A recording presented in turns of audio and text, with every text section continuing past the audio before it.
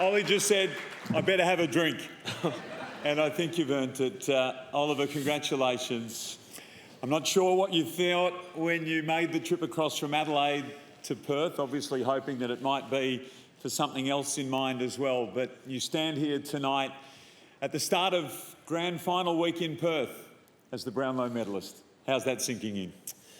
Yeah, no, I'm a little bit rattled, to be honest, still. There's so many great players that I still look up to at my age, and they've had tremendous seasons, and a lot of them are obviously playing on Saturday in the biggest game of the year, and I'm extremely envious of them, and I'd love to be in their position, but as you said, it wasn't to be this year, and I know we'll rebound and go again next year. And we mentioned just a few moments ago at your table, what a count, and what a count to be a part of, with for the very first time in Brownlow medal history, 3 players polling more than 30 votes on the night. 4 with 30 plus, in fact, 4.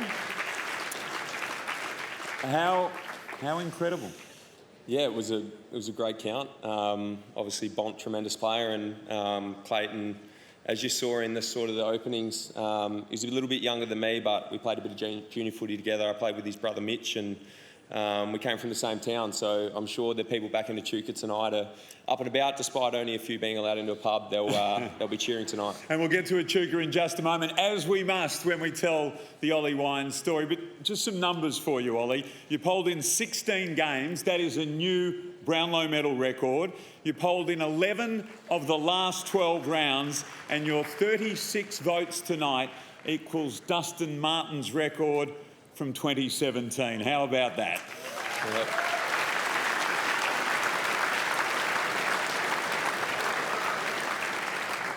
Yeah, no, I'm not sure about the numbers. I don't look into the numbers too much, but 36 sounds like a lot, so I'm happy with it, yeah. And what were you expecting coming here tonight? Everything's so different, as we've said. You're in Perth tonight. It's not Melbourne. No grand final. What were you thinking you could do tonight in the count? Oh, I think I'd imagined I'd be up around the mark, but as I said before, there were so many guys had great years, and I think the biggest thing for us tonight was, as a football club, I think more than anything, this is a football club award. It doesn't take an individual, it takes a team, a football club, not just a football department, the admin staff, everyone to get someone to this point. And our year obviously didn't finish as we wanted to, but I think we had another really good year. We made the preliminary final, we finished second, so there's a bit to take out of it, but obviously we're not satisfied yet. We saw Mum at the start of the night, Jane and Tony. Jane's been a huge supporter of yours, and possibly, Ollie, the most competitive person you know? Certainly is, yeah. I'd love to be a fly on the wall, either back in Echuca where Mum and Dad are, or in North Melbourne where my siblings are. I got a Snapchat before of my eldest sister when I got a vote, and she was erupting off the couch. So I'm sure they're there tonight looking on, but I think they've been able to get through the last 18 months in Victoria, particularly from football and from what the boys have been able to provide. They lived week to week to the football, to the games, and I think this is credit to them and their commitment to me, and it's a privilege to win it, I guess, in their honour. It is a family affair, footy. We all know that, and all of the footballers in the room know that it's not just the player themselves. It takes a whole team to be able to get the player to the line. Your family, a lot of different clubs are supported. Maybe just run through who Mum and Dad supported, your sisters and your grands as well. Yeah, so I think I went for Carlton as a kid because my grandma went for Carlton, but then there was Dad went for Geelong, one of my sisters went for Geelong, my elder sister Maddie went for Essendon, my brother went for Richmond. Mum went to Hawthorn because Todd Viney connection, and he was coaching there. And my other grandma went for Carlton, so there was a wide variety of teams. No one went for Port Adelaide at that stage, but they're certainly on the power bandwagon now. Your favourite player was an Echuca boy?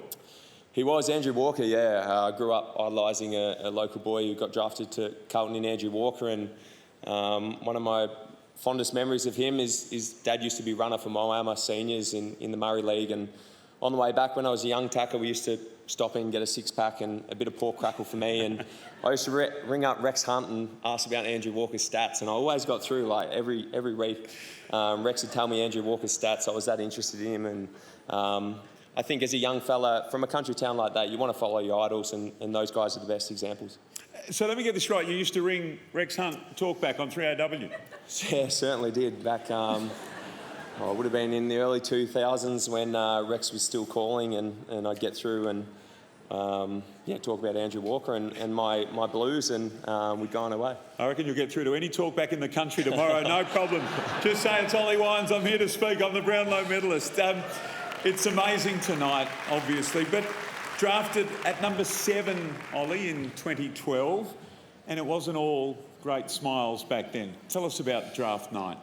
No, it wasn't. I probably didn't expect to go to Port Adelaide or go into state from Victoria. I'm a very home-orientated person, and I had a really good upbringing with my family, and it was a little bit shocked to go to Port Adelaide, and there was a few tears from mum and dad and myself on the night, but I guess it's only strengthened me to the person I am today, and to be honest, it's the best decision the club could have made for me and me as a human, and as Boki said tonight, us as a human rather than a football is most important. So I think they've developed me into the man I am today, and I'm very proud of that. Isn't that nice? It's amazing. Speaking of humans that you're close to and who've had a big impact on you, you mentioned your skipper, who we saw honoured tonight, which was magnificent.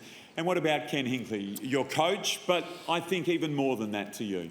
Certainly is, and not just to me.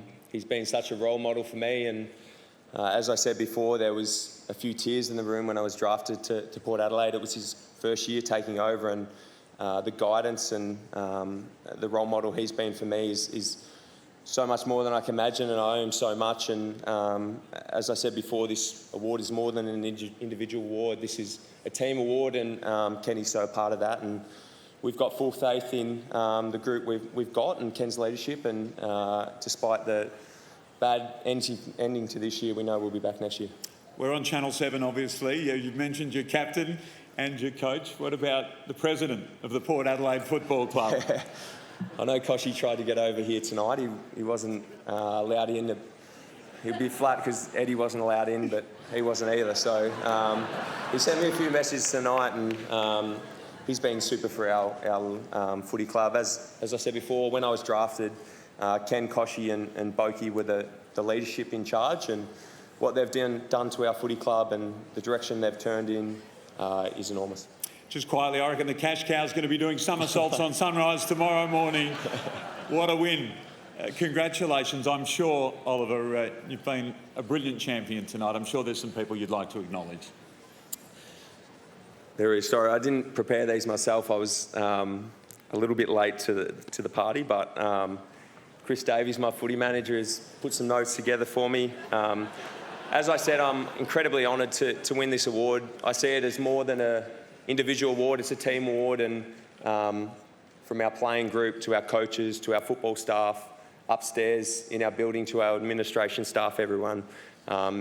Your work on and off the field goes definitely doesn't go unnoticed, and everyone's so integral to winning us a premiership. We're as hungry as ever to get. As I said, my teammates and we've got a really good crew come over tonight.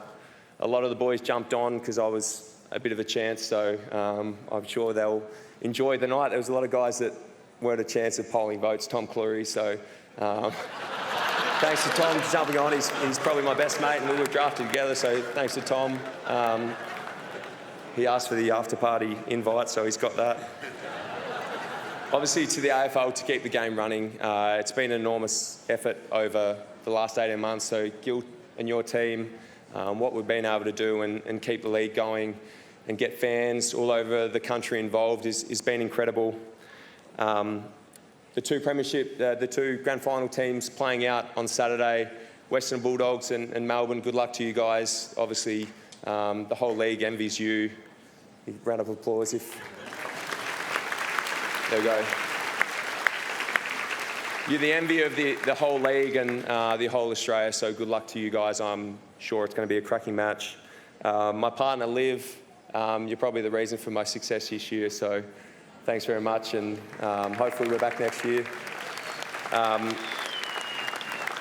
I think just for our football club and all our supporters out there, know that we're hell-bent on getting success. Obviously, we've made preliminaries the last 2 years, and we fell short, but we're hungry as ever, and we'll certainly be back in 2022. Thanks, guys.